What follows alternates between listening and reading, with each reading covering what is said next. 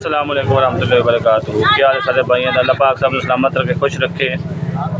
सैलाब की सूरत हाल अज 7 तरीक 2025 ते 9वां महीना है। सैलाब का फिर रेला आया हुआ है। जोड़े अगे लोग मुतासर हो चुके हैं उन्होंने आले पासे फिर पानी जा रहा है। क्यों कि रास्ता उन्होंने बनया है, उन्होंने पता है किते किते जाना है तो किहड़ा राह है उन्होंने सारा पता है। तो 88 नालू सैलाब जो है ना बड़ा हो गया, छोटा नहीं, क्योंकि उत्थे तो पानी चला गया है।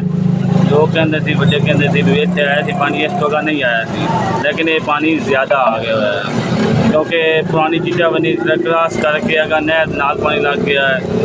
और उस तो बाद इस टाइम पानी जोड़ा है ना अज की तरीक 7 तरीक पानी जोड़ा है वो पुल के हेठ क्रॉस कर रहे हैं, बिल्कुल नाल लग के पुल के नाल।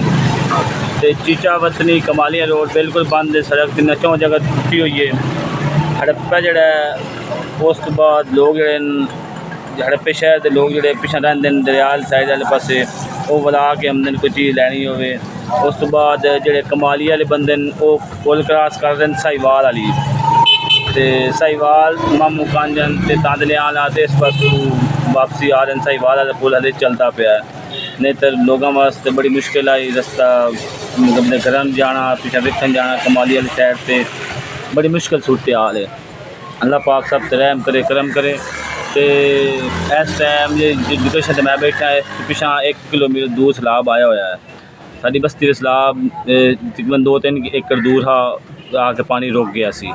तो उत्थे हुण रावी के बंदे आए हुए हैं, उत्थे बंदे गावां लियांदियां होईयां ने। तो बाकी जोड़ा है सूरत हाल है कि जोड़ा है अपना रावी तकरीबन इस तो 30 किलोमीटर दूर जोड़ा है ना दरिया रावी जोड़ा ना उन्हें तबाह करियां कीतियां, यानी कि लोगों की फसलां 1 एकड़ तो तकरीबन 1 लाख खर्चा कर लो तो 1.5 लाख अगर ठेकेदार लिया हो ना तो ठेकेदार सिर्फ 30 किलियां तो करोड़ रुपया गया।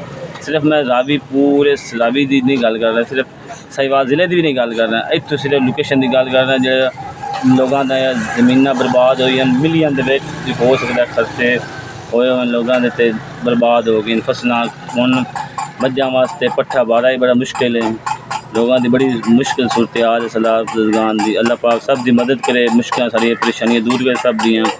अल्लाह पाक सारे ते रहम करे।